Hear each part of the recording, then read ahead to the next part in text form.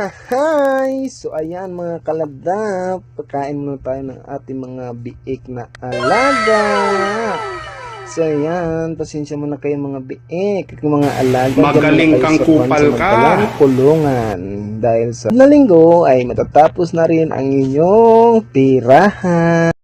Hindi totoo yan. Ang mahalaga ngayon ay meron kayong napapasilungan. Hindi nga! Ahay mga kaladapan.